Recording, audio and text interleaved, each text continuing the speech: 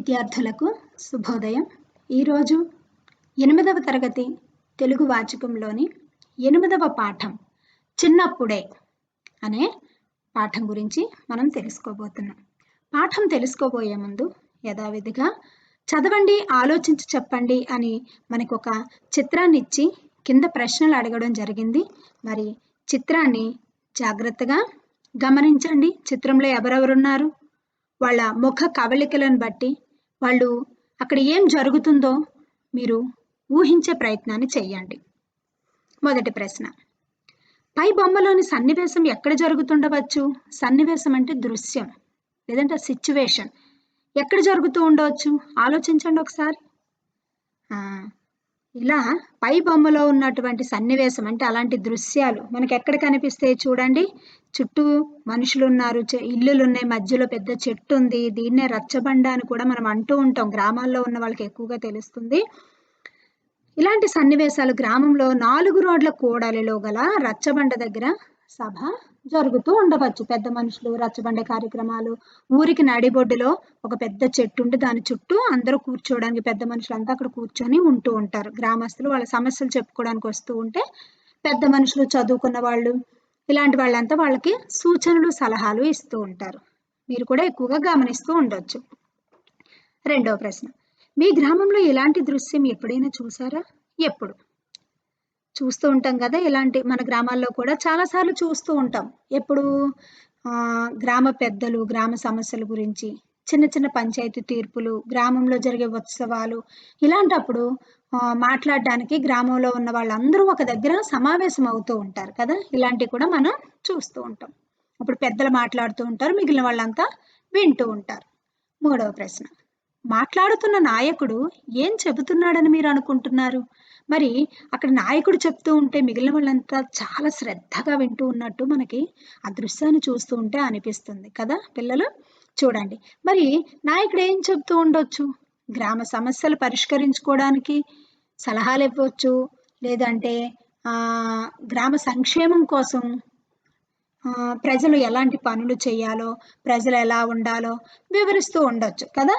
గ్రామ పెద్దలు వాళ్ళకి తెలిసిన విషయాలు గ్రామంలో ఉన్న వాళ్ళకి వివరించే ప్రయత్నాన్ని చేస్తూ ఉంటారు. నాలుగవ ప్రశ్న, స్వాతంత్రోద్యమ కాలంలో ఎట్లాంటి దృశ్యాలు ఊరిలో కనిపించేవని మీకు తెలుసా? స్వాతంత్రోద్యమము, స్వాతంత్ర ప్లస్ ఉద్యమము, స్వాతంత్రోద్యమము, ఇలాంటి ఆ సమయంలో స్వాతంత్ర పోరాటాలు జరిగే సమయాల్లో మరి ఏ విధంగా ఉండేది, మనకి స్వాతంత్రం ఎలా వచ్చింది, ఆ పోరాటాలు ఎలా జరిగాయి, ఇవన్నీ తెలుసుకోవాల్సిన బాధ్యత నేటి బాలలకు ఉంది. మరి ఇలా ఎప్పుడైనా మీరు ఇలాంటి దృశ్యాలు కనిపించేవని మీకు తెలుసా అని అడిగారు అంటే మరి తెలుసుకునే ప్రయత్నాన్ని మీరు చేశారా? మీరు జరిగిన చరిత్ర విషయాలు, జరిగిన చారిత్రక విషయాలు, స్వాతంత్రోద్యమ విషయాలు, తెలంగాణ ఉద్యమ కాలంలో జరిగినటువంటి విషయాలు, ఇవన్నీ కూడా పెద్దవాళ్ళని అడిగి మీరు తెలుసుకుంటూ ఉండాలి. మన జాతి గురించి, చరిత్ర గురించి మనం ఎప్పటికప్పుడు తెలుసుకోవాలి. అప్పుడు మన కర్తవ్యం ఏంటో మనకు అర్థమవుతుంది. మరి అందుకే విద్యార్థుల్లో అలాంటి కర్తవ్యాన్ని గుర్తు చేసే దిశగా మరి నిజానికి మీరు ఆ ప్రయత్నం చేశారా లేదా అన్న ఉద్దేశంతో ఈ ప్రశ్న మిమ్మల్ని అడిగి ఉండొచ్చు. భారతదేశ స్వాతంత్ర ఉద్యమంలో ప్రజలలో చైతన్యం కలిగించడానికి గ్రామాల్లో సభలు నిర్వహించేవాళ్ళు. అల్లూరి సీతారామరాజు లాంటి నాయకులు ఉద్యమాలు నడిపి గ్రామ ప్రజల్లో ఉత్సాహాన్ని నింపారు. స్వాతంత్రం నా జన్మ హక్కు అనే నినాదంతో బాలగంగాధర్ తిలక్ ప్రజలలో పౌరుషాన్ని నింపారు. ఇవన్నీ మేము పెద్దవాళ్ళు చెప్పగా విన్నాము. మరికొన్ని విషయాలు పుస్తకాలు చదివి తెలుసుకున్నాం. ఇలా మీకు తెలిసిన విషయాలు, నచ్చిన విషయాల గురించి, విన్న విషయాల గురించి మీరు ఒకరితో ఒకరు చర్చించుకోవాలి. సుభాష్ చంద్రబోస్ కానీ, ఇంకా గాంధీజీ, నెహ్రూ, ఇలాంటి వాళ్ళంతా కూడా వాళ్ళ ప్రాణాలకు తెగించి ఎక్కడికక్కడ మీటింగులు పెట్టుకుంటూ చర్చాగోష్ఠి జరుపుతూ ఉండేవాళ్ళు. అలాంటప్పుడు అలాంటి సందర్భాలలో ఎన్నోసార్లు చెరసాలకు వెళ్ళిన రోజులు కూడా ఉండకపోనే లేదు. అలాంటి కష్టాలు పడి అలాంటి సందర్భాలలో మనకి ఈ యొక్క స్వాతంత్రం అనేది సిద్ధించడం జరిగింది. మరి వాళ్ళు చేసిన త్యాగాలను తెలుసుకోవాల్సిన అవసరం ఎంతైనా మనకి ఉంది. ఇప్పుడు ఈ పాఠం చెప్పుకోబోయే ముందు ఈ పాఠం విన్న తర్వాత విద్యార్థుల్లో అభివృద్ధి చెందే సామర్థ్యాలు ఏంటో ఒక్కసారి గుర్తు చేసుకుందాం. ఈ పాఠం విన్న తర్వాత విద్యార్థులు ఒకప్పుడు నిజాం పరిపాలన ఏ విధంగా ఉండేదో ఊహించగలుగుతారు. నిజాం పరిపాలనలో ఉన్నటువంటి తెలంగాణ ప్రాంత ప్రజలు అనుభవించినటువంటి వెట్టి చాకిరి, లేదు అంటే వాళ్ళు ఎదుర్కొన్నటువంటి అఘాయిత్యాలు, వివక్ష, భాషా సంస్కృతికి ఎదురైనటువంటి వివక్షను ఊహించగలుగుతారు. ఊహించగలిగి అప్పుడు ఉద్యమాల ద్వారా, ఆంధ్ర మహాసభల ద్వారా మరి ఎందరైతే నాయకులు వారి వారి ప్రయత్నాలు చేసి ప్రజల్లో చైతన్యాలు కలుగు చేశారు, వాళ్ళు ఈ మరి భావి తరాల వాళ్ళు చక్కని జీవితాన్ని గడపాలన్న ఉద్దేశంతో వాళ్ళు ఎన్ని కష్టాలు అనుభవించారు. వాళ్ళ సుఖాన్ని, ధనాన్ని, ప్రాణాన్ని, చదువుని సమస్తం కూడా భావి తరాలు సుఖంగా ఉండడం కోసం వాళ్ళు ఎంతగా వెచ్చించారు, ఎంతగా నిజాం ఉక్కు పాదాల కింద నలిగిపోయారు, రజాకర్ల అఘాయిత్యాలకు ఎన్ని వేదనలు చెందారు, ఎలా చెరసాలలకు వెళ్ళారు. మరి అవన్నీ కూడా ఇప్పుడు మనం సుఖంగా ఉండడానికి వాళ్ళు వేసినటువంటి పూలబాట అని మనం తెలుసుకుంటాం. విద్యార్థుల్లో మరి గడిచిపోయిన చరిత్రను మళ్ళొక్కసారి కళ్ళ ముందు కదిలించే రీతిగా ఈ పాఠంలో జరిగినటువంటి సన్నివేశాలు మన కళ్ళ ముందు కనబడి విద్యార్థుల కర్తవ్యం ఏంటో ఒక్కసారి గుర్తు చేసుకునే రీతిగా ఈ పాఠం విన్న తర్వాత వాళ్ళ ఆలోచన ధోరణి అనేది మారుతుంది. మరి సమాజం మనకేమిచ్చింది అనుకుంటా, సమాజం కోసం మనమేం చెయ్యాలి అనేటటువంటి కర్తవ్యం విద్యార్థుల్లో పెంపొందించే విధంగా వాళ్ళ ఆలోచన మారుతుంది. మరి అప్పుడు నిజాం పరిపాలనలో అధికారులు వాళ్ళ ప్రవర్తన ఏ విధంగా ఉండేది, మరి అప్పుడు వాడేటటువంటి పదజాలం ఏ విధంగా ఉండేదో తెలుసుకుంటారు. ఆ పదాలకు అర్థాలు, కఠిన పదాలకి అర్థాలు తెలుసుకుంటారు. తెలియలేని పదాలను పుస్తకం తెలుగు వాచకం వెనక ఉన్న పద విజ్ఞానంలో వెతికి సొంతగా తెలుసుకోగలుగుతారు. మరి ఒక నాయకుడికి ఉండవలసిన లక్షణాలు ఏ విధంగా ఉండాలి, మరి విద్యార్థుల్లో మరి ఎంతమంది నాయకులుగా తయారవుతారో మనకు తెలియదు. మరి అలా నాయకుడిగా ఉంటే ఆ నాయకుడి కర్తవ్యం ఏంటో విద్యార్థులు తెలుసుకొని సమాజానికి వాళ్ళు ఉన్న ప్రదేశంలోనూ నాయకత్వ లక్షణాలను పెంపొందించుకునే ప్రయత్నం చేసి అనేకులకి సహాయపడే విధంగా విద్యార్థులు ఆలోచించే రీతిగా ఎదుగుతారు. మరి ఈ పాఠం యొక్క ఉద్దేశం తెలుసుకుందాం. ప్రతి పాఠానికి కూడా ఒక ఉద్దేశం ఉంటుంది. ఆ ఉద్దేశమే రచయిత యొక్క గుండె అని మనం చెప్పవచ్చు. మరి ఈ పాఠాన్ని ఈ యొక్క వయసు ఉన్న 8వ తరగతి విద్యార్థులకు ఏ ఉద్దేశంతో పరిచయం చేయడం జరిగింది, ఏ ఏ విషయాలు ఈ వయసు విద్యార్థులలో పెంపొందించాలని రచయిత అనుకున్నారు, మరి ఎందుకొరకు ఈ పాఠాన్ని 8వ తరగతిలో పొందుపరచడం జరిగిందో తెలియచేసేదే పాఠం యొక్క ఉద్దేశం. ఒకప్పటి నిజాం రాష్ట్రంలో తెలుగు భాషా సంస్కృతులు ఉపేక్షకు గురి కావడాన్ని నిరసిస్తూ ఆంధ్రోద్యమం విస్తరించింది. ఉపేక్ష అంటే ఏంటి? చిన్నతనంగా చూడడం. ఉపేక్షకు గురవడం అంటే ఈ తెలుగు భాష మన యొక్క సంస్కృతిని వాళ్ళు పట్టించుకోకపోవడం, మనకి విలువనివ్వకపోవడం, దానికి సరైన ఆదరణ లభించకపోవటం, అదంతా చూసి నిరసిస్తూ అంటే ఏంటి, దాన్ని ఖండిస్తూ ఆంధ్రోద్యమం, ఆంధ్ర ప్లస్ ఉద్యమం, ఆంధ్రోద్యమం సంధి పదాలు విడదీసేటప్పుడు కలిపేటప్పుడు వచ్చే మార్పుల్ని బట్టి అది ఏ సంధో మీరు గుర్తించగలగాలి. ఆ సందర్భంగా సభల ద్వారా, పత్రికల ద్వారా, రచనల ద్వారా ప్రజా చైతన్యాన్ని ఎట్లా సాధించారో తెలపడం ఈ పాఠం యొక్క ఉద్దేశం. మరి ఆంధ్రోద్యమం ప్రారంభించింది, విస్తరించింది అంటే ఎస్టాబ్లిష్ అయింది. మరి సభలు ఏ విధంగా పెట్టారు, పత్రికలు ఏ విధంగా, రచనలు ఏ విధంగా, మరి ఒక విషయాన్ని ప్రజల మధ్యలోనికి తీసుకుని వెళ్ళాలి అంటే అతి పదునైన సాధనం రచన.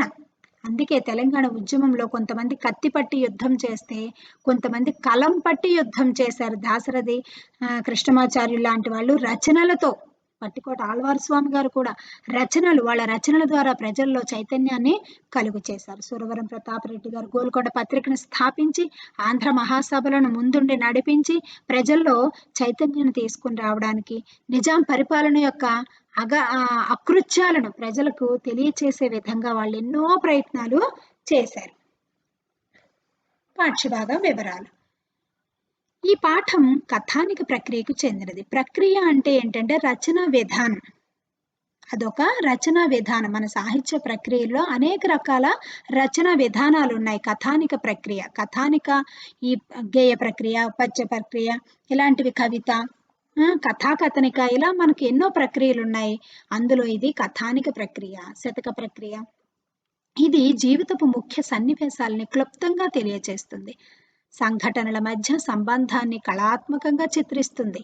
ఇటువంటి వచన ప్రక్రియనే కథానిక అంటారు. ఇందులో సంభాషణలు ఉంటాయి, క్యారెక్టర్స్ ఉంటాయి, వస్తువు ఉంటుంది. క్లుప్తంగా ఆ యొక్క కథను క్లుప్తంగా తెలియజేస్తుంది. కథనం, సంభాషణ, శిల్పం ఇవి కథానికలోని ప్రధాన అంశాలు. ప్రధాన ప్లస్ అంశాలు, ప్రధానాంశాలు. గీత గీసుకోండి. సంక్షిప్తత లక్షణమే కథానిక ప్రత్యేకత. మరి కథానిక గురించి వివరించండి అని మీకు షార్ట్ ఆన్సర్ ఇవ్వచ్చు, షార్ట్ క్వశ్చన్. అది మాకు ప్రశ్న లేదు అని మీరు అనకూడదు. ఈ ప్రక్రియ మీద మీకు ఒక ప్రశ్న మీకు మీరే తయారు చేసుకోవాలి. కథానిక, దాని లక్షణాలు మనకి ఇక్కడ ఇచ్చాడు, అవే 4-5 వాక్యాలు మీరు ఫ్రేమ్ చేసుకోవాలి ప్రశ్నగా. 1945లో మీజాన్ పత్రికలో ప్రచురితమైన ఆళ్వారుస్వామి కథానికనే ప్రస్తుత పాఠ్యాంశం. మీజాన్ పత్రికలో ఆళ్వారుస్వామి గారు రచించిన కథానిక ప్రచురితమైందంట 1945లో. అందులోదే మనది ప్రస్తుత పాఠ్యాంశం. మరి ఈ పాఠాన్ని మనకు పరిచయం చేసిన రచయిత గురించి మనం తెలుసుకోవాలి కదా. రచయిత పరిచయం. సుప్రసిద్ధ రచయిత, సాహితీవేత్త, తొలితరం కథా రచయిత వట్టికోట ఆళ్వారుస్వామి నల్గొండ జిల్లాలోని చెరువు మాదారంలో జన్మించారు. నిజాం పాలనకు వ్యతిరేకంగా పోరాడి జైలుకు వెళ్ళాడు. ఆంధ్ర మహాసభ నల్గొండ జిల్లా శాఖకు అధ్యక్షుడిగా పనిచేశాడు. దేశోద్ధారక, దేశ ప్లస్ ఉద్ధారక, దేశోద్ధారక, గీత గీసుకోండి, గ్రంథమాలను స్థాపించి 35 పుస్తకాలను ముద్రించాడు. తెలంగాణ గుమాస్తాలనే పత్రికలను నడిపించాడు. సురవరం ప్రతాప్ రెడ్డి గారు గోల్కొండ పత్రికను ఏ విధంగా నడిపించారో ఈయన కూడా తెలంగాణ గుమస్తా అనే పత్రికలను నడిపించాడు. జైలు లోపల అనే కథల సంపుటితో పాటు అనేక కథలు రాశాడు. రామప్ప రభస, తెలంగాణ వ్యాసాలు ఈయన ఇతర రచనలు. హైదరాబాదు సంస్థానంలోని ప్రజల్లో స్ఫూర్తిని, సాంస్కృతిక చైతన్యాన్ని రగిలించిన ఆళ్వారుస్వామి రాసిన ప్రజల మనిషి, గంగు నవలలు ఎంతో ప్రజాదరణ పొందాయి. ప్రజా ప్లస్ ఆదరణ, ప్రజాదరణ, సవర్ణ దీర్ఘ సంధి, గీత గీసుకోండి. ఈయన 1-11-1915లో జన్మించారు. 5-2-1961లో మరణించారు. ఈ వట్టికోట ఆళ్వారుస్వామి గారు ఎన్నో రచనలు చేశారు. దాశరథి కృష్ణమాచార్యులు, ఈయన, వీళ్ళంతా సమకాలికులు. వీళ్ళంతా కలిసి రచనలు చేస్తూ, కథలు రాస్తూ, కథానికలు రాస్తూ, వాటి గురించి చర్చించుకుంటూ ఈ నిజాం పరిపాలనని ఏ విధంగా అంతం చేయాలి, మనం రచనల ద్వారా ప్రజల్లో చైతన్యాన్ని ఏ విధంగా కలిగించాలి, ఇలా ఎప్పుడూ కూడా ఈ యొక్క నిజాం సంస్థానంలో నలిగిపోతున్న ప్రజా జీవితం కొరకు ఆలోచిస్తూ వాళ్ళ సమయాన్ని వెచ్చిస్తూ గడిపారు వాళ్ళ యవ్వనకాలం అంతా. మరి అప్పటికి ఇప్పటికీ మనం ఆలోచిస్తే ఈరోజు కుటుంబం కోసం కూడా ఆలోచించే వాళ్ళు తక్కువైపోయి నేను అనే స్వార్థం పెరిగిపోయింది. వాళ్ళకి ఆ రోజుల్లో స్వార్థం లేదు, వాళ్ళ కోసం ఏమి చేసుకునే వాళ్ళు కాదు. మనం ఇప్పుడు కష్టపడి భావితరాలకు సుఖవంతమైన జీవితం ఇవ్వాలి, నిజాం పాలనను ఎండగట్టాలి, వివక్షకు గురవుతున్న మన తెలంగాణ భాష సంస్కృతులను కాపాడుకోవాలన్నదే ధ్యేయంగా పెట్టుకొని ఆంధ్ర మహాసభలను ఆవిర్భవించడం జరిగింది. మరి పాఠం యొక్క ప్రవేశిక చూద్దాం. రజాకార్ల అఘాయిత్యాలకు, పెత్తందార్ల పీడనకు వ్యతిరేకంగా తెలంగాణ ప్రజానీకం తిరగబడ్డది. అట్లా తిరగబడడానికి ప్రేరణనిచ్చిన వారు ఉద్యమ కార్యకర్తలు, నాయకులు. ఆనాటి మానవ సమాజానికి స్వతంత్రత, వ్యక్తిత్వం, గౌరవం, మర్యాద, విశ్వమానవ సౌభ్రాతృత్వం, సహనశక్తి, పరహితం వంటి ఉత్తమ గుణాలను అందించేటందుకు వాళ్ళు ఏ విధమైన ప్రయత్నం చేశారు, ఆనాటి సాంఘిక పరిస్థితులు ఎట్లా ఉండేవి, ఇవన్నీ కళ్ళకు కట్టినట్లు వివరించే కథనం కోసం ఈ పాఠం చదువుదాం. సాంఘిక పరిస్థితులు అంటే సమాజంలో ఏ విధంగా ఉండేవి, అప్పుడు సమాజంలో పరిస్థితులు ఏ విధంగా ఉండేవి, ఇవన్నీ కూడా మన కళ్ళకు కట్టినట్లుగా మరి వాళ్ళు ఎలాంటి ప్రయత్నాలు చేశారు. పెత్తందారుల పీడన, పెత్తందారులు అంటే ఏంటి, పెత్తనం చేసేవారు, లేదు అంటే ప్రజల మీద అధికారం చేసేటటువంటి పెత్తనాలు చేసేటటువంటి అధికారులు. అఘాయిత్యాలు అంటే ఇంక వాళ్ళు చేసేవి ఏవైనా సరే. వాళ్ళు చంపేయొచ్చు, వ్యభిచార ఆడవాళ్ళని హింసించొచ్చు, ఆడవాళ్ళ మీద అత్యాచారాలు చేయొచ్చు, వాళ్ళు ఏమైనా చెయ్యొచ్చు. వాటిల్ని అఘాయిత్యాలు. వాళ్ళ రజాకర్ల దాడికి ఎవ్వరూ మాట్లాడకూడదు. ఎవ్వరు మాట్లాడినా వాళ్ళని చంపేయడం, లేదంటే చెట్లకు ఉరి తీయడం వాళ్ళ ఇష్టం. ఎందుకంటే మనకు అప్పటికి ప్రజాస్వామ్య పరిపాలన కాదు. విద్యార్థులు ఈ విషయాన్ని జాగ్రత్తగా గమనించాలి. స్వాతంత్రం రాకముందు గ్రామాల్లో పరిస్థితి ఎలా ఉండేదంటే చాలా దారుణంగా ఉండేది. ధన మాన ప్రాణాలకు రక్షణ ఉండేది కాదు. గౌరవ మర్యాదలు ఉండేవి కావు. పెత్తందారులు, అగ్రకులాల వాళ్ళు పేదవారిని, బలహీన వర్గాల వారిని దోపిడీ చేస్తూ ఉండేవాళ్ళు. స్త్రీలను నీచంగా మాట్లాడడం, అవమానంగా చూడడం, అనరాని మాటలు అనడం ఇలాంటివి చేస్తూ ఉండేవాళ్ళు. పేదవాళ్ళ గ్రామాల్లో తినడానికి తిండి లేక కూడా ఇబ్బందులు పడుతూ ఉండేవాళ్ళు. స్త్రీలు కూలికి పోయి చేలో కట్టెలు ఏరుకోవడం, అలా ఏరుకునే వాళ్ళని కూడా సెగ అంటే కొప్పు పట్టుకొని కొట్టేవాళ్ళు. పన్నులు కట్టలేదని నెత్తి మీద బండరాళ్ళు ఎత్తి మోయించేవాళ్ళు. పిల్లల్ని బడికి వెళ్ళనిచ్చేవాళ్ళు కాదు. చేలో బర్రె పడిందని, లేదు అంటే ఇలా లేదు బర్రెలు పశువులు చేలో పడ్డాయని చెప్పి వాళ్ళని పన్నులు వసూలు చేస్తూ ఉండేవాళ్ళు. అధిక పన్నుల్ని వాళ్ళ నుంచి తగ్గిన దానికి, తుమ్మిన దానికి అన్నింటికి వాళ్ళ దగ్గర నుంచి ట్యాక్స్ కలెక్ట్ చేస్తూ ఉండేవాళ్ళు. దారుణమైన పరిస్థితులు అనుభవిస్తూ ఎవరితో చెప్పుకోవాలో అర్థం కాని స్థితిలో తెలంగాణ ప్రజానీకం ఉండేది ఈ రజాకర్ల ఏలుబడిలో, నిజాం సంస్థానంలో. అటువంటి పరిస్థితిలో ఉన్న ఒక నాయకుడే ఈ చిన్నప్పుడే పాఠంలో వెంకట్రావు అనేటటువంటి ఒక యువకుడు. మరి ఆ యువకుడు ఏం చేశాడు? ఆ పరిస్థితులను కళ్ళారా చూస్తూ అతను కూడా అనుభవించాడా? లేదు అంటే కళ్ళారా చూస్తూ దాన్ని వ్యతిరేకించి ప్రజల్లో చైతన్యాన్ని తీసుకొని వచ్చి ఆ గ్రామాల యొక్క బానిస సంఖ్యలను ఏ విధంగా రక్షణలోకి తీసుకొని వచ్చాడు, ఏ విధంగా వాళ్ళకు సహాయపడ్డాడు, భావి భారత పౌరులకు, ఆ పిల్లలకు, ఎదిగే పిల్లల కోసం మనం కష్టాలు పడాలి అని చెప్పి ఎదురెళ్ళి ఆ నిజాం ప్రభుత్వాన్ని ఎదిరించి ప్రజల్లో చైతన్యాన్ని ఏ విధంగా తీసుకొని వచ్చాడో తెలియజేసేదే ఈ పాఠం. ఆంధ్ర మహాసభలు. సెక్షన్ 1. ఆంధ్ర మహాసభ కార్యకర్త వెంకటరావు నాయకులతో రంగాపురానికి బయలుదేరాడు. ఈయన ఆంధ్ర మహాసభ కార్యకర్త అంట వెంకటరావు. ఈయన క్యారెక్టర్. ఈయన యువకుడు. ఇంకా మిగిలిన నాయకులతో కలిసి ఒక గ్రామానికి వెళ్ళాడు. ఆ గ్రామమే రంగాపురము. మరి ఆంధ్ర మహాసభ అంటే ఏంటి? అసలు ఆంధ్ర మహాసభ ఎందుకు అవతరించింది అంటే, నిజాం పెద్ద సంస్థానంగా ఉండేది. అప్పుడు ఉర్దూ మీడియమే ఎక్కువగా ఉంటూ ఉండేది. కర్ణాటక, మహారాష్ట్ర, ఈ యొక్క తెలంగాణ ప్రాంతం మొత్తం కలిసి నిజాం ఒక పెద్ద సంస్థానంగా ఉండేది. మహారాష్ట్ర మరాఠీలు తక్కువ మంది ఉన్నప్పటికీ కూడా మరాఠీ భాష ఎక్కువగా వాడుతూ ఉండేవాళ్ళు. మన తెలుగు ప్రజలు ఎక్కువ మంది ఉంటూ ఉన్నప్పటికీ కూడా తెలుగు భాషను వాడనిచ్చేవాళ్ళు కాదు. తెలుగు భాషకు ఆదరణ అనేది లేదు. స్కూల్లో చదువుకొని ఇచ్చేవాళ్ళు కాదు. ప్రజలకు చదువు ఉండేది కాదు. తెలుగు భాష చదువులో ఉండేది కాదు. ఉర్దూనే ఫస్ట్ లాంగ్వేజ్గా ఉండేది.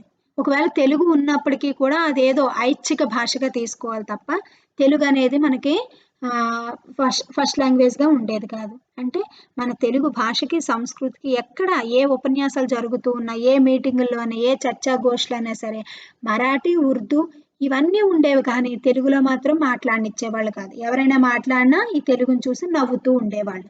ఇలా వివక్షకు గురవ్వడం చూసి, కళ్ళారా చూసి ఈ భాషను మనం అభివృద్ధి పొందించుకోవాలి. స్వస్థానాభిమానం లేని జీవితం కాగితం పువ్వు వంటిది అని సురవరం ప్రతాపరెడ్డి గారు గోల్కొండ కవుల సంచికని ప్రారంభించారు 1935లో. అందులో ఆధునిక కవుల గురించి, పూర్వ కవుల గురించి రచనలు, పరిచయాలు చేశారు. గోల్కొండ కవుల సంచిక తెలంగాణ జైకేతం అని కూడా అంటూ ఉంటారు. పరాయి భాష దౌర్జన్య ప్రభంజనానికి అల్లాడుతున్న తెలుగు దీపాన్ని ఆరిపోకుండా చూసుకోవడానికే ఆవిర్భవించిందే ఈ యొక్క ఆంధ్ర మహాసభ. ఇది మొట్టమొదట 1930వ సంవత్సరంలో 3వ తేదీన మార్చి నెలలో ప్రారంభం చేయడం జరిగింది. తొలి ఆంధ్ర మహాసభ సమావేశం ఇక్కడ జోగిపేటలో సురవరం ప్రతాపరెడ్డి గారి అధ్యక్షతలో జరిగింది. ఆ తర్వాత 1945 వరకు 12 ఆంధ్ర మహాసభలు జరగడం జరిగాయి. ఆంధ్ర మహాసభలు జరిగేటప్పుడు రజాకర్లు దారుణంగా హింసించేవారు, చెరసాలలకు తీసుకొని వెళ్ళేవారు, జైలు గోడల్లో బంధించేవారు. అయినా సరే ఎక్కడా ఆగకుండా వీళ్ళంతా సురవరం ప్రతాప్ రెడ్డి గారు, దాశరథి కృష్ణమాచార్యులు, దాశరథి రంగాచార్యులు, కాళోజీ ఇలాంటి వాళ్ళంతా కూడా ఈ యొక్క వట్టికోట ఆళ్వారు స్వామి గారు వీళ్ళంతా ఆంధ్ర మహాసభలు వల్ల ఈ నిజాం పరిపాలనకు వ్యతిరేకంగా ఉద్యమాలు చేయడం వల్ల ఎన్నోసార్లు జైల్లో వెళ్ళి జైలు జీవితాన్ని గడపడం అనేది జరిగింది. ఇప్పుడు రంగాపురానికి వెంకట్రావు నాయకులతో బయలుదేరాడు. మనం నేరుగా ఊళ్ళోకి వెళ్ళకూడదు, గ్రామీయులకు నిరుత్సాహం కలుగుతుంది, గ్రామీయులు వాయిద్యాలతో ఎదుర్కొని తీసుకువెళతారు అని వెంకటరావు హెచ్చరించాడు నాయకులను. నిరుత్సాహం అంటే ఏంటి? ఉత్సాహానికి ఆపోజిట్ నిరుత్సాహం. ఈ నాయకుడు వాళ్ళతో చెప్తూ ఉన్నాడు అనమాట. వెంకట్రావు మిగిలిన వాళ్ళతో చెప్తున్నాడు, మనం డైరెక్ట్ గా వెళ్ళొద్దు, గ్రామాల్లోకి వెళ్ళిపోవద్దు, ఎందుకంటే వాళ్ళు నిరుత్సాహపడిపోతారు. వాళ్ళు నాయకుడు వస్తున్నాడు అంటే ఎదురేగి డప్పులు కొట్టుకుంటూ సంతోషంగా ఎదురేగి తీసుకుని రావాలని వాళ్ళు పాపం ఆశపడుతూ ఉంటారు. ఇప్పుడు మనం డైరెక్ట్ గా వెళ్ళిపోతే వాళ్ళు డిసప్పాయింట్ అవుతారు, మనం ఇక్కడే ఉందామని నాయకుడు మిగిలిన వాళ్ళతో చెప్తున్నాడు. ఉదయం 12 గంటల కాలం వాళ్ళు వెళ్ళిన సమయం ఏంటి? ఉదయం 12 అంటే మిట్ట మధ్యాహ్నం. వరి కోతల రోజులు. వరి పొలాలు బాగా పండిన తర్వాత కోత కోస్తారు కదా, ఆ రోజులు. అయినా పొలాల్లో ఎవ్వరూ లేరు. జనమంతా నాయకుల ఊరేగింపు సన్నాహాల్లో ఉన్నారు. సన్నాహాలు అంటే ఏంటి? ఆ యొక్క పనుల్లో ఉండడం అన్నమాట. నాయకుడు వస్తున్నాడు, నాయకుని ఊరేగించాలి, ఆయా పనుల్లో మునిగిపోయారు. జనాలు ఎవ్వరూ వరి పొలాల్లో లేరంట. నాయకులు ఊరి బయట మోటబావి వద్ద కూర్చున్నారు. చెట్టు నీడను కూర్చున్న ఒక రైతు యువకుడు దండమండే అని పెద్ద గొంతుతో అన్నాడు, వెంకట్రావు వైపు చూస్తూ.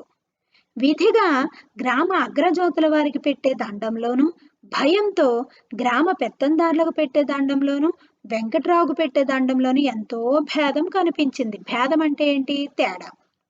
పెత్తందారులు అంటే పెత్తనం చేసేవాళ్ళు, అధికారులు. ఈయన ఆ యువకుడు ఒక రైతు యువకుడు, యూత్ అయినప్పటికీ వ్యవసాయం చేస్తున్నాడు. ఆ యువకుడు ఈ యొక్క వెంకట్రావు గారిని చూసి దండమండే అని అతి వినయంగా, ఆ యొక్క దండమండే అన్న మాటలో ఎంతో ప్రేమ, భక్తి ఇవన్నీ తాండవిస్తూ ఆయన చెప్తూ ఉన్నాడు. అందుకు ఇక్కడ ఏమని వివరిస్తూ ఉన్నారు? అగ్రజాతుల వారు అంటే ఏంటి? బాగా పెద్ద కులాల వాళ్ళు ఉంటారు కదా, అగ్రజాతుల వాళ్ళు. ఆ పెద్ద కులాల వారికి, బాగా డబ్బున్న వాళ్ళకి, లేదు అంటే అధికారులకి మనం మనసులో మనకు ప్రేమ భక్తి లేకపోయినప్పటికీ బయటికి నటిస్తూ పెడుతూ ఉంటాం, నమస్కారం చేస్తూ ఉంటాం, విష్ చేస్తుంటాం. ఎందుకంటే తప్పదు, ఆ వ్యక్తి మనకు నచ్చినా నచ్చకపోయినా విష్ చెయ్యాలి, తప్పదు. లేదంటే వాళ్ళ కింద మనం బ్రతకాలి, లేదంటే ఎక్కడో దగ్గర మనం లిరికిస్తారు, ఎందుకు వచ్చిందని వినయాలు నటిస్తూ ఉంటారు. కానీ ఈ వెంకట్రావు వైపు చూస్తూ పెట్టిన దండానికి అందులో ఒక ప్రేమ ఉంది, అందులో ఒక భక్తి ఉంది, అందులో ఒక అభిమానం ఉంది. అది మనం ఇక్కడ గమనించాలి. మనం బాగా హృదయ లోతుల్లోంచి ఇష్టపడిన మనిషిని పలకరించే విధానానికి, బయటికి నటిస్తూ పలకరించే విధానానికి చాలా తేడా ఉంటుంది. మనకు అప్పుడే తెలిసిపోతుంది కదా. అదే ఇక్కడ చెప్తూ ఉన్నాడు. ఆ యువకుడు అలా నమస్కారం పెట్టాడు అనమాట. వికసించిన ముఖం, ఉప్పొంగి వస్తున్న సంతోషం, చనువు, దండమండే అన్న శబ్దంలో నగ్నంగా కనిపించినవి. నగ్నంగా అంటే క్లియర్ గా కనిపించాయి. వికసించిన ముఖం అంటే హ్యాపీయెస్ట్ ఫేస్, బయటికి ఉత్సాహంగా వస్తున్న సంతోషం, తర్వాత చనువు. చనువు అంటే ఏంటి? క్లోజ్నెస్ అనమాట. అవన్నీ కనిపిస్తున్నాయి ఆ అబ్బాయిలో. 90 ఏండ్ల ముసలి మొదలు 8 వెంకట్రావు ఆంధ్ర మహాసభ కార్యకర్తగా సుమారు 2 నెలల నుండి ఏక దీక్షతో గ్రామీయుల సమస్యలను తీసుకొని పనిచేస్తూ ఉన్నాడు. కార్యకర్త అంటే ఏంటి? ఆ యొక్క లీడర్. లీడర్ ఏం చేయాలి? ఎప్పుడు కూడా లీడర్కు ఉండవలసిన క్వాలిటీస్ ఏంటి? ప్రజల సమస్యలను తెలుసుకోవాలి, ప్రజల మధ్యలో తిరగాలి, ప్రజలతోనే ఉండాలి, వాళ్ళ కష్టాలు సుఖాలు కనిపెట్టుకోవాలి, వాళ్ళ కష్టాలను అర్థం చేసుకొని వాటిని, ఆ సమస్యలను తీర్చగలిగేటటువంటి ఆదరణతో కూడిన మాటలు చెప్పాలి, భరోసా ఇవ్వాలి. ఆ దిశగా అడుగులు వేస్తూ పని చేస్తూ నమ్మకత్వాన్ని సంపాదించుకోవడమే నాయకత్వ లక్షణం. అందుకే 90 ఏండ్ల ముసలి మొదలు 8 ఏండ్ల బాలుని వరకు వెంకట్రావు అంటే ధన మాన ప్రాణ రక్షకునిగా భావిస్తారు. అడుగడుగునకు గ్రామ పెత్తందార్లు నిందలు నేరాలు మోపి లాగే లంచాలు లేకుండా చేశాడు వెంకట్రావు. ఈ వెంకట్రావు ప్రజల్లో కలుస్తూ మమేకమై వాళ్ళలో చైతన్యాన్ని కలుగు చేస్తూ పెత్తందార్లు వాళ్ళు వేసే నిందలు, చెయ్యని పనికి నిందలు మోపడం, నేరాలు మోపి లంచాలు లాగుతూ ఉంటారు. అలాంటప్పుడు మీరు ఎలా చేయాలి, ఎలా మాట్లాడాలి, ఏ విధంగా వాటిని ఎదుర్కోవాలి, ప్రజల్లో చైతన్యాన్ని కలుగు చేసి వాటి నుంచి విముక్తి కలుగు చేశాడంట. చిన్న పెద్ద గౌరవ మర్యాద లేక ప్రతి వారిని ప్రతి స్త్రీని దుర్భాషలాడడం, నీచంగా ప్రవర్తించడం వెంకట్రావు కృషి ఫలితంగా లేకుండా పోయినవి.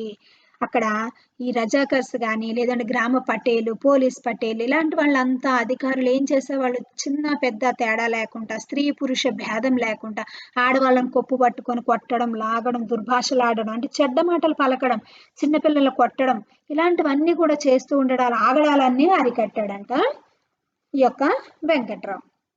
గ్రామ పెత్తందారులు దయతో ఇచ్చే కూలితో విధి విరామం లేకుండా జీవితాంతం పని చేయించుకోవటం, తుదకు పనివారు కడుపు నిండా తిండి లేక మాడుచుండడం మానిపించాడు వెంకట్రావు.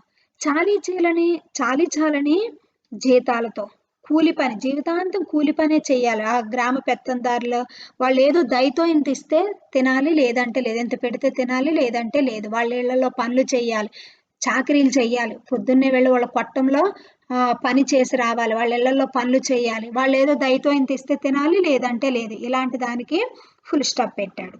బావి వద్ద చెట్టు క్రింద కూర్చున్న రైతు యువకుడు బాటసారితో ఆంధ్ర మహాసభ నాయకుల ఆగమన వార్తను ఊళ్ళోకి తెలిపాడు. ఆగమనము అంటే రాక, వాళ్ళు వచ్చిన విషయాన్ని ఆ యువకుడు వెళ్ళి అందరికీ చెప్పాడు. కొద్దిసేపట్లోనే కొందరు బాలురు నాయకులు కూర్చున్న వైపుకు వచ్చారు. మెల్లమెల్లగా సమీపంలో ఉసిరి చెట్టు వద్దకు వెళ్ళి ఉసిరికాయలు రాల్చుకొని జేబులు నింపుకొని నములుతూ మెల్లగా నాయకుల ప్రక్క కూర్చున్నారు. చూడండి, పిల్లలు పెద్దవాళ్ళు మాట్లాడుకుంటూ ఉంటే మెల్లమెల్లగా దగ్గరికి రావాలని, అవి ఏంటో వినాలని ట్రై చేస్తూ ఉంటారు ఇంట్లో. అదే ఊళ్ళో కూడా పిల్లలు ఆడుకునేటప్పుడు అందరూ ఎక్కడెక్కడో ఆడుకుంటూ ఉంటారు. ఊళ్ళోకి ఏదైనా ఒక చప్పుడైనా లేదంటే ఆటో కానీ ఏదైనా అనౌన్స్మెంట్స్ కానీ ఇలా వస్తున్నప్పుడు చూడండి పిల్లలంతా అక్కడ చేరిపోతారు. ఎవరైనా కొత్తగా వస్తే వాళ్ళ చుట్టూ చేరి అవేంటో తెలుసుకోవాలి, వాళ్ళు ఎవరో తెలుసుకోవాలి, తొందరగా ఇంట్లోకి వెళ్ళి చెప్పాలి, ఇలాంటి ఆలోచనలతో ఉంటూ ఉంటారు. చాలా సరదాగా ఉంటూ ఉంటది అలాంటిది, కుతూహలం అనమాట. వీళ్ళు కూడా ఉసిరి చెట్టు దగ్గర ఉసిరికాయలు తెంపుకుంటూ మెల్లమెల్లగా వాళ్ళ దగ్గరికి వచ్చి కూర్చున్నారంట. నాయకులు పచ్చని పచ్చికపై హాయిగా కూర్చొని మాటామంతి సాగించారు. పచ్చిక అంటే గడ్డి. వాళ్ళు మాట్లాడుకుంటూ ఉన్నారు. వారిలో ఒకరు నీ పేరేం అని బాలుని ప్రశ్నించాడు. ఈ పిల్లలు ఎప్పుడైతే ఉసిరికాయలు అవి తెంపుకొని పాకెట్లో వేసుకొని మెల్లగా నాయకుల దగ్గరికి వెళ్ళారో అందులో ఒక ఆయన నీ పేరేంటి అని ఒక బాయ్ని అడిగాడు. లింగయ్య అని మెల్లగా అన్నాడు. ఆ పిల్లవాని వయసు 10 ఏండ్లు సుమారు ఉండొచ్చు, అంటే 10 years ఏజ్, మీకన్నా ఇంకా చిన్న వయసే. 10 సంవత్సరాల అబ్బాయి ఉండొచ్చు. లింగయ్య అని మెల్లగా చెప్పాడు. లింగా అని మొదలు మేము పిలిచేది. వెంకట్రావు వైపు చూపుతూ సంఘం పంతులు బడిపెట్టినప్పటి నుండి లింగయ్య అని పిలుస్తున్నాం అని ఇంకొక పిల్లవాడు అందుకున్నాడు. ఫ్రెండ్స్ ఉంటారు కదా, ఒకరిని అడుగుతుంటే 10 మంది సమాధానాలు చెప్తూ ఉంటారు పిల్లలు, ఆ వయసు పిల్లలు. అందులో ఒక అబ్బాయి ఏమంటున్నాడు, మేము ఫస్ట్ లింగా అనేవాళ్ళం, కానీ సంఘం పంతులు అంటే ఎవరు, మాస్టర్ని టీచర్ని అప్పుడు పంతులు అనేవాళ్ళు. ఆయన స్కూల్ పెట్టిన తర్వాత పిల్లల్ని ఎప్పుడు కూడా మనం కూడా గుర్తు పెట్టుకోవాలి. ప్రతి ఒక్కరు కూడా వాళ్ళ పూర్తి పేరుతో పిలిస్తే ఇష్టపడుతూ ఉంటారు. వాళ్ళ పూర్తి పేరుతో చక్కగా పిలవాలి. ఇంట్లో తల్లిదండ్రులు నిక్నేము ముద్దు పేర్లు పెట్టుకోవడం అది వేరు, కానీ మనం ఎప్పుడు కూడా పూర్తి పేరుతో పిలవడం మనం అలవాటుగా మార్చుకోవాలి. అప్పటి నుంచి మేము లింగయ్య అని పిలుస్తున్నామని ఇంకో పిల్లాడు అందుకున్నాడు. నాయకులు ఒకరి ముఖం ఒకరు చూసుకున్నారు. వెంకట్రావు ఆలోచిస్తున్నట్లు తల నేలకు వేశాడు. మీరెవరు అని ఒక నాయకుడు ప్రశ్నించాడు. మేం బట్టలు ఉతుకుతాం అని లింగయ్య చెప్పాడు. అంటే మీరేమిట్లు, మీరేం చేస్తారు, మీరే కులపోలు ఇలా ఊర్లో అడుగుతుంటారు కదా. అడిగితే లింగయ్య ఏమన్నాడు, మేము బట్టలు ఉతుకుతాం అంటే చాకలి అని చెప్పాడు. నాకు ఒక ఉసిరికాయ ఇస్తావు అని ఒక నాయకుడు లింగయ్య వైపు చేయి చాపాడు. మొదట పరిహాసం అనుకున్నాడు లింగయ్య. పరిహాసం అంటే గేలి చేయడం, వెక్కిరించడం, వెటకారాలు. ఎందుకంటే చిన్న కులాల వాళ్ళని మంగలి చాకలి ఇలాంటి వాళ్ళు ఏదన్నా ఇస్తే తినడాలు చేయడాలు ఎక్కువ చెయ్యరు కదా. ఊర్లో అగ్ర కులాల వాళ్ళ కింద వీళ్ళు పడి ఉండడం అలవాటు అయిపోయి వీళ్ళు కూడా నిజంగా తినడానికైనా నన్ను వెక్కిరిస్తున్నాడేమో, మేము చాకలి వాళ్ళమని ఫస్ట్ అనుకున్నాడు. అయినా తేల్చుకుందామన్నట్టుగా అనుమానంతో మెల్లగా జేబులో నుండి ఒక ఉసిరికాయ తీసి అందించాడు. మనసులో అనుమానం అయితే ఉంది. కానీ సరే చూద్దాం, ఇచ్చి చూద్దాం, తీసుకుంటాడో లేదో చూద్దామని మెల్లగా జేబులోకి చేయబెట్టి ఉసిరికాయ తీసి ఇచ్చాడు. ఆ నాయకుడు వెంటనే అందుకొని కొరికాడు. కొరుకుతూ ఉండగానే అక్కడ కూర్చున్న పిల్లలందరూ గభాలున ఆ నాయకుని వైపు వచ్చి తమ జేబులో ఉన్న కాయలన్నీ అతని ముందర పోశారు. ఎప్పుడైతే లింగయ్య చేతిలో ఉన్న ఉసిరికాయ ఆ నాయకుడు తీసుకొని తినడం చూసారో మిగిలిన పిల్లలు కూడా టక్కున వచ్చేసి సార్ సార్ మా దగ్గర కూడా ఉన్న తీసుకోండి తీసుకోండి అని ఇచ్చారు. పిల్లలు కూడా చూడండి, విద్యార్థులు కూడా ఎప్పుడు టీచర్స్ ఏదైనా అడిగినప్పుడు ఒకరు ఏదైనా ఇలా అడగగానే ఒకరు ఇస్తున్నారంటే ప్రతి ఒక్కరు టీచర్ టీచర్ టీచర్ అని ఇస్తూ ఉంటారు. అంటే పిల్లలకి ఏంటి ఎప్పుడు కూడా పెద్దవాళ్ళు నా వస్తువు తీసుకుంటే బాగుంటది, నా దగ్గర నుంచి తీసుకుంటే బాగుంటది, నన్ను మెచ్చుకుంటే బాగుంటది అనేటటువంటి ఆశను ఎదురు చూస్తూ ఉంటారు. తర్వాత నా దగ్గర తీసుకోవాలి, నా ఉసిరిగాయలు తీసుకోవాలని మీ పిల్లలంతా ప్రేమతో ఇవ్వడం మొదలుపెట్టారు. ఆ నాయకుడు పట్టలేని సంతోషంతో ముందర పోశారు. ఎందుకు ఇవన్నీ చాలు చాలు అని నాయకుడు అంటుండగాని ఇది బాగుంది ఇది బాగుంది అని పిల్లలందరూ తాము బోర్లించిన కాయల్లో మంచివన్నీ ఏరి మంచి మంచివి ఏరి అందించసాగారు. చాలయ్యా చాలు అని అంటూ ఉన్నా సరే సార్ సార్ ఇది తీసుకోండి బాగుంది, ఈ కాయ పెద్దగా ఉంది, ఈ కాయ చిన్నగా ఉంది, ఇది తినండి అది తినండి అని వాళ్ళు అందిస్తున్నారు. వాళ్ళ సంతోషం ఏంటి? గ్రామంలో ఎవ్వరూ పట్టించుకొని వాళ్ళను ఈ పెద్ద మనుషులు అయినప్పటికీ వీళ్ళు మా దగ్గర ఉసిరికాయలు తీసుకుంటున్నారని వాళ్ళకి సంతోషం. ఆ నాయకుడు పట్టలేని సంతోషంతో అందరినీ తన కౌగిట్లోకి తీసుకొని కన్న కొడుకుల్లాగా వీపులపై చేతులు నిమిరాడు. ఆ బాలురు అమితోత్సాహంతో ఆ నాయకుడిని చుట్టివేశారు. అమిత ప్లస్ ఉత్సాహం, అమితోత్సాహం. గీత గీసుకోండి. ఆ బాలురకు ఆ నాయకునకు ఏర్పడిన ఆ ప్రేమకు ఎంత విలువ కట్టగలం? ప్రతిరోజు ప్రతి వస్తువు అన్యాయంగా హరించే గ్రామ పెత్తందారుణ్ణి అసహ్యించుకునే ఆ బాలురు తాము స్వయంగా ఇవ్వటమే కాక ఇక్కడ హరించడం అంటే ఏంటి? తీసేసుకోవడం, మొత్తం వాళ్ళ దగ్గర లేకుండా తీసేసుకోవడం. ఇవ్వటమే కాక దాన్ని నాయకుడు అంగీకరించడంతో పొందిన ఆనందానికి ఎంత విలువ కట్టగలం? తమ గ్రామీయులైనప్పటికీ గ్రామ పెత్తందారులంటే హడలిపోయే ఆ బాలురు పరగ్రామీయుడు 10 నిమిషాల క్రింద పరిచయుడైన ఆ నాయకుడు చిరపరిచిత అవ్యాజ బంధువుగా తలచబడ్డాడంటే వారికి పరస్పరం ఏర్పడిన గాఢాభిమానానికి ఎంత విలువ కట్టగలం? అవ్యాజము అంటే కపటం లేని, అవ్యాజ బంధువు అంటే కపటం లేని బంధువుగా, గాఢ ప్లస్ అభిమానము గాఢాభిమానం సవర్ణ దీర్ఘ అంటే వాళ్ళ ఊర్లో ఉన్న పెత్తందారులకి భయపడిపోతున్నారు పిల్లలు, వాళ్ళు కొట్టే దెబ్బలకి, వాళ్ళు వేసే ఫైన్లకి. అలాంటిది ఈయన కూడా నాయకుడే కానీ ఎంత ప్రేమ చూపిస్తున్నాడు, ఎంత వెలకట్టగలం? వీళ్ళందరూ ఎవరో ఎరికేనా అని ఆ బాలురను వెంకట్రావు ప్రశ్నించాడు. ఎరికేనా అంటే నీకు తెలుసా, ఈ మిగిలిన వాళ్ళంతా ఎవరో నీకు తెలుసా అని అడుగుతున్నాడు వెంకట్రావు. మేము ఎందుకు వచ్చామో చెప్పు అని నాయకుల్లో ఒకరు అడిగారు. పిల్లలు ఒకరి ముఖం ఒకరు చూసుకున్నారు. అందరి ముఖాలు వికసించినవి. వికసించడం అంటే బ్లోజం అంటే చక్కగా హ్యాపీనెస్ గా చూస్తూ ఉన్నారు. మమ్మల్ని బతికించటానికి అని ఒక బాలుడు అన్నాడు. ఒక కుర్రోడు ఏమన్నాడు? మీరందరూ మమ్మల్ని బతికించడానికి, మా కష్టాలు తొలగించడానికి వచ్చారని కుర్రోడు అన్నాడు. ఆ చిన్న వయసు పిల్లలకి ఎంత చక్కగా అర్థమైందో చూడండి. మీ బతుకుకి ఏమైంది? నీ చేతులకు వెండి కడియాలున్నాయి, ఆ పిల్లవాని చెవులకు బంగారు పోగులున్నాయి, ఈ పిల్లవానికి బంగారు గుండీలున్నాయి అని ఒక నాయకుడు పిల్లల వైపు చేతులు చాపుతూ అన్నాడు. మీకేమైంది నాన్న? మీకు హ్యాపీగా బంగారం ఉంది, వెండి ఉంది, చాలా చక్కగా ఉన్నారు కదా, మీ బతుకులకి ఏమైంది అని ఊరికే కావాలని అడిగాడు. పిల్లలు ఏం చెప్తారా, పరిస్థితులు పిల్లలకి ఎంతవరకు అర్థమయ్యాయా చూద్దామని అడిగాడు. ఇవి ఉంటే ఒకసారి మా ఊరు దొర మా బర్రెను బందుల దొడ్లో పెట్టించాడు. మా అన్న కోడెదూడ చేలో పడ్డదని మా ఊరి పటేలు 10 రూపాయలు వసూలు చేశాడు. మా దున్నపోతు బుస్సుమన్నదట. ముకుతాడు లేదని 30 రూపాయలు తీసుకున్నాడు మాలి పటేలు. సర్కారీ రకం కట్టలేదని మా నాయనకు బండలెత్తారు ఒకసారి. వెంకట్రావు పంతులు పెట్టిన బడిలోకి పోతే దెబ్బలు కొడతానని మొన్న మా దొర గుమస్తా బెదిరించాడు. అంటే ఈ పిల్లలు ఏమేం చెప్తున్నారు చూడండి. చిన్న చిన్న వాటికి వాళ్ళు డబ్బులు ఫైన్లు కట్టడం. మాలి పటేలు అంటే గ్రామంలో ఉన్న ఒక అధికారి పేరుని మాలి పటేల్ అంటారు. కోడెదూడ అంటే కోడె చేలో పడిందని 10 రూపాయలు వసూలు చేయడం. దున్నపోతు బుస్సుమంటే చాలు దానికి ముక్కు తాడు లేదు, అందుకే బుస్సుమన్నది 30 రూపాయలు తియ్యి అని వాళ్ళు వసూలు చేయడం. సర్కారీ రకం అంటే ఏంటి? ట్యాక్స్ కట్టలేదని బండ బరువులు ఎత్తడం. బండ బరువులు పనిష్మెంట్స్ ఉండేవి అప్పుడు. పెద్ద పెద్ద బరువులు, పెద్ద పెద్ద బండరాలు ఎత్తేటోళ్ళు అనమాట, మీదనేసి తిప్పేవాళ్ళు ఊరంతా. ఇలా వెంకట్రావు పంతులు పెట్టిన గుమస్తా బడిలోకి వెళితే మమ్మల్ని బెదిరించారు, బడికి కూడా వెళ్ళనివ్వలేదని ఇవన్నీ పిల్లలు చెప్తున్నారు వాళ్ళ కష్టాలు. మొన్న మా అమ్మ కూలికి పోయి వస్తూ చేలో కట్టి పుల్లలు ఏరుకుంటుంటే ఎందుకు ఏరుకున్నామని మా అమ్మని సిగ పట్టుకొని కొట్టాడు. మా అయ్య అడ్డం పోతే చేతి కర్ర ఇరిగేదాకా కొట్టాడు దొరగారు సేగిదారు. సేగిదారు సర్కిల్ చేయండి అక్కడ. సేగిదారు అంటే గుమస్తా. దొరగారు ఉన్నారు కదా, వాళ్ళ గుమస్తా మా అమ్మను. సిగ అంటే కొప్పు, ముడి. ఆ జుత్తు పట్టుకొని పుల్లలు ఏరుకుంటే చాలు, ఆ పుల్లలు ఎందుకు ఏరుకుంటున్నావని ఆడామని కూడా చూడకుండా కొప్పు పట్టుకొని కొట్టాడంట. వాళ్ళ నాన్నగారు అడ్డు వెళితే వాళ్ళ నాన్నను కూడా కొట్టాడంట. చూడండి, కర్ర ఇరిగేదాకా కొట్టారంట. ఈ విధంగా పిల్లవాళ్ళంతా తమ కష్టాలు కుప్పలుగా కురిపించారు. పొయ్యిలో కట్టెలు లేకపోతే ఆ రోజు రాత్రి బువ్వెట్లా వండింది మీ అమ్మ అని ఒక నాయకుడు ప్రశ్నించాడు.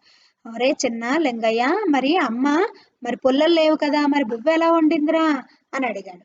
నేను పసులు కాడ నుండి ఇంటికి వచ్చే వరకు మా అమ్మ అయ్య మూలుక్కుంటా పండుకున్నారు. మూలుగడం అంటే ఏంటి? జ్వరం వచ్చినప్పుడు మనం ఏమంటాం? మూలుగుతూ ఉంటాం. వాళ్ళిద్దరికీ దెబ్బలు ఎప్పుడైతే తగిలాయో మూలుగుతూ జ్వరం వచ్చేసింది. వీడేం చేయాలి? పశువులు కాయడానికి వెళ్ళాలి, పిల్లలు బడికి వెళ్ళకూడదు, చదవనిచ్చేవాళ్ళు కాదు. మరి ఈ రోజు మీకే అలా ఉందా పరిస్థితి? విద్యార్థులు ఆ పరిస్థితులను ఊహించగలగాలి. ఎన్ని కష్టాలు పడ్డారు ఆ పిల్లలు. ఈ రోజు మీకు ఆ పరిస్థితి ఉందా? మీ తల్లిదండ్రులు ఆ విధంగా మిమ్మల్ని పెంచుతున్నారా? అన్ని కష్టాలు మీరు పడుతూ ఉన్నారా? మరి మనం ఏం సాధిస్తున్నాం? మనలో ఎంత అభివృద్ధి ఉంది? మనం ఏం చేస్తున్నాం? తల్లిదండ్రులను సంతోష పెట్టగలుగుతున్నామా? దేశానికి, గ్రామానికి, కుటుంబానికి మరి మేలు చేసే అభివృద్ధి పథంలో మనం కూడా ఏదైనా సాధించాలనే ఆలోచనలు మనం చేయగలుగుతున్నామా? దానికి కారణాలు ఏంటి? మనం ఎందుకు వెనకబడుతున్నామని మనం ఆలోచించాలి. పరిస్థితులు అప్పటికి ఇప్పటికి చాలా మారే. అప్పుడున్నంత నరకం ఇప్పుడు మనం అనుభవించటం లేదు. ఇంట్లో బువ్వ ఉన్నదేమోనని కుండలన్నీ వెతుకుతూ ఉంటే మా అయ్య లేచి చెట్ల పొదల్లోంచి కట్టెలు తెచ్చి బువ్వ వండుతుంటే గిర్దావరు బరులకు పోవాలని సేక్సింది బట్టుకుపోయిండు. పొయ్యి మీద బువ్వంతా చెడిపోయింది. దాంట్లోనే మెరం, ఉప్పు పోసుకొని నీళ్లు పోసుకొని తిన్నా అని ఆ బాలుడు జవాబు చెప్పాడు. సరే పాపం పిల్లోడు వచ్చాడు, వాడు ఏదోటి తినాలని మూలుగుతూ ఉన్న వాళ్ళ ఫాదరే లేచి అక్కడ ఇక్కడ ఏదో చెత్త పొయ్యిలో వేసి అన్నం పెడుతూ ఉంటే, ఏంట్రా అన్నం వండుకుంటున్నావా, రా రా బర్రెల దగ్గరికి వెళ్దుగానని వాళ్ళ సేక్సింది వచ్చి తీసుకెళ్ళిపోయాడు. వాళ్ళు పిలిచినప్పుడల్లా వెళ్ళాలి, వెళ్ళకపోతే కొడతారు. ఇంకా అన్నం అంతా పాడైపోయిందంట. మరి వాళ్ళ నాన్న వెళ్ళిపోయారు, అమ్మ ఏమో పడుకుంది. ఈ అబ్బాయికి చూడడం రాదు కదా, అన్నం అంతా పాడైపోయింది, అంటే ముద్ద ముద్ద అయిపోయింది. ఇంకా అందులోనే మెరం అంటే కారం, ఉప్పు పోసుకొని నీళ్లు పోసుకొని అదే తిన్నాను అని చెప్పాడు. మీరెవరబ్బాయి అని నెత్తి నుండి కారేటంత నూనె పెట్టుకున్న ఒక అబ్బాయిని ప్రశ్నించాడు ఒక నాయకుడు. మీరేమిట్లు, మీదేం కులం అడుగుతారు కదా, అలా ఇంకో లింగయ్య కాకుండా ఇంకొక అబ్బాయిని అడిగాడు. నెత్తి నిండా నూనె పెట్టుకున్నాడంట. నేను సంగిశెట్టి కొడుకును. శెట్టి గారు అంటే ఎవరు? చూడండి, కిరాణా షాపులు ఉంటాయి ఎక్కువగా, ఆ రోజుల్లో ఎక్కువగా కోమట్లో అని అంటూ ఉంటారు. శెట్టి గారులు, కోమట్లు అని వాళ్ళే బిజినెస్లు చేసేవాళ్ళు. ఈ రోజు రేపు అందరూ బిజినెస్ చేస్తూ ఉన్నారు. మీకేం కష్టాలున్నాయి చెప్పు అని తిరిగి ప్రశ్నించాడు నాయకుడు. ఏమో నాకేమెరుక, మా నాయనకెరుక అని ముఖం తిప్పాడు. నాకేం తెలుస్తుంది, మా నాన్నకే తెలుస్తుంది అని ముఖం తిప్పేశాడు. ఓసారి మీ అమ్మ పసుల జంగల్లో నుంచి పేడ తెచ్చిందని పోలీస్ పటేలు ఇనుపతట్టు గుంజుకోలే అని వేరొక పిల్లవాడు జ్ఞాపకం చేశాడు. ఇంకా ఆ తట్టె ఇవ్వలేదు కూడా అని శెట్టి కొడుకు అందుకున్నాడు. అయితే ఏమో నాకెమెరుక అని అబ్బాయి అనగానే పక్కనే పిల్లలు ఊరుకోరు కదా, చిన్న పిల్లలు, ఎవరే ఏమీ లేదంటావేరా, ఒకసారి మీ అమ్మని ఇలాగా ఆ తట్ట లాక్కున్నాడు కదా అనగానే, అవునవును అవును సారు, ఇంకా ఆ తట్ట ఇవ్వనే లేదు అని ఆ శెట్టి కొడుకు చెప్పాడంట. ఈ విధంగా నాయకులు సుమారు అరగంట కాలం పిల్లలతో గడిపారు, అంటే 30 minutes. పాపం చిన్నప్పుడే కుటుంబ ఇబ్బందులన్నీ ఈ పిల్లలు తెలుసుకోవలసిన గతి పట్టిందంటే పరిస్థితులు ఎంత అధ్వాన్నంగా ఉన్నాయో తెలుస్తున్నది. అధ్వాన్నంగా అంటే నీచంగా అని నాయకుల్లో ఒకరు అన్నారు. మన సంతానానికి ఆస్తిగా ఇచ్చేవి అప్పులు, రోగాలు, కష్టాలేగా అని ఒక నాయకుడు అన్నాడు. మనం ఈ రోజు స్వార్థరహితంగా, ధైర్యంగా, పట్టుదలతో పనిచేస్తే మన సంతానం అంతా హాయిగా బతుకుతారు అని ఒక నాయకుడు అన్నాడు.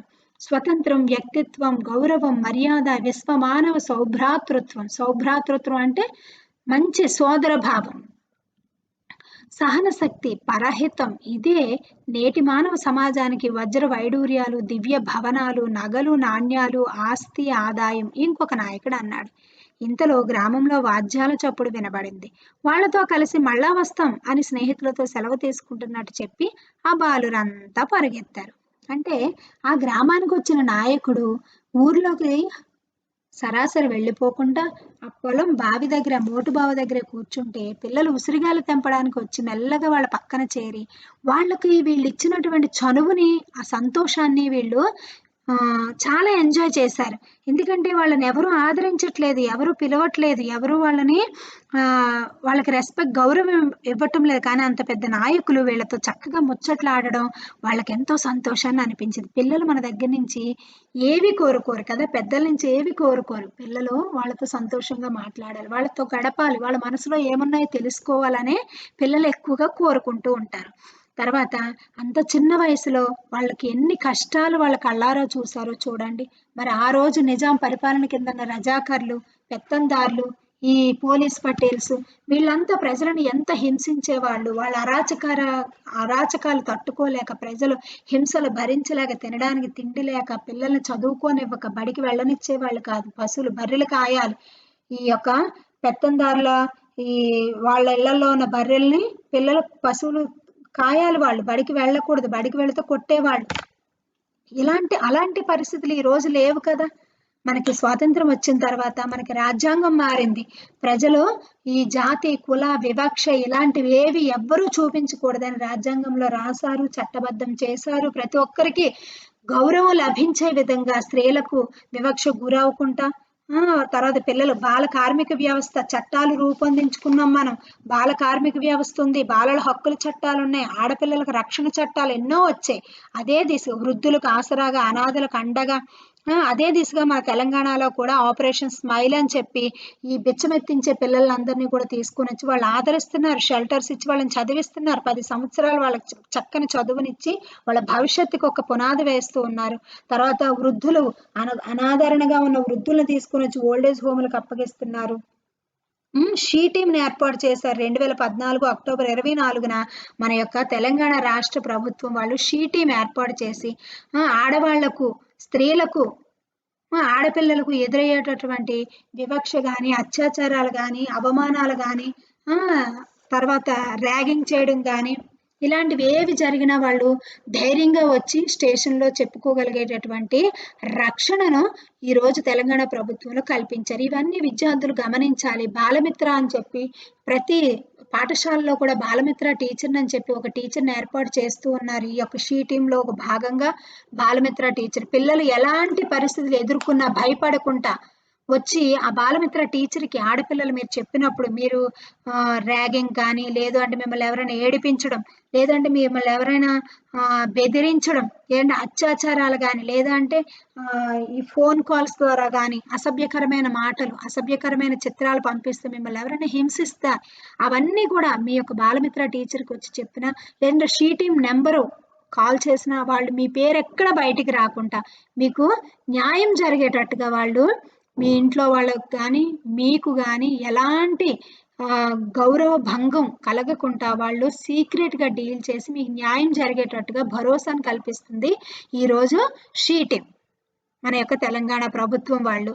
కాబట్టి ప్రతి ఒక్కరు కూడా విద్యార్థులు ఈ షీ టీం గురించి, బాల కార్మిక చట్టాల గురించి, ఆపరేషన్ స్మైల్ గురించి, ఈ యొక్క బాలమిత్ర టీచర్స్ గురించి ఈ విషయాలన్నీ కూడా ఇంకా ఎక్కువగా తెలుసుకొని మన చుట్టూ ఎదురయ్యేటటువంటి సమస్యలను మనం ఏ విధంగా ఎదుర్కోవాలి, ప్రజల్లో ఎలాంటి చైతన్యాన్ని తీసుకురావాలి, సమాజం కోసం మనం ఏ రకమైన సహాయం చెయ్యగలమో ప్రతి ఒక్కరూ కూడా విద్యార్థి దశ నుంచే ఆలోచించాలి. మరి ఆ స్వాతంత్ర పోరాటాలు జరిగే రోజుల్లో ఈ యొక్క చిన్నప్పుడే పాఠంలో ఉన్నటువంటి యువకుడు ఏ విధంగా నిస్వార్థంగా ప్రజల అన్యాయాలను ఎదుర్కొంటున్నటువంటి ఆగడాలను, అఘాయిత్యాలను వాటిని మరి వాళ్ళలో చైతన్యాన్ని కలుగు చేసి, తిరుగుబాటు చేసి ఏ విధంగా వాళ్ళకు విడుదల కలుగు చేశాడో అలాగే ప్రతి యవ్వనస్తులు కూడా దేశానికి మూల స్తంభాలు. కాబట్టి మన చుట్టూ ఉన్న పరిస్థితులను ఏ విధంగా మనం మార్చగలం, మన చుట్టూ ఉన్న పరిస్థితులను ఏ విధంగా ఎదుర్కొనగలం, మరి గ్రామాల్లోనూ లేదంటే చదువు లేని వాళ్లకు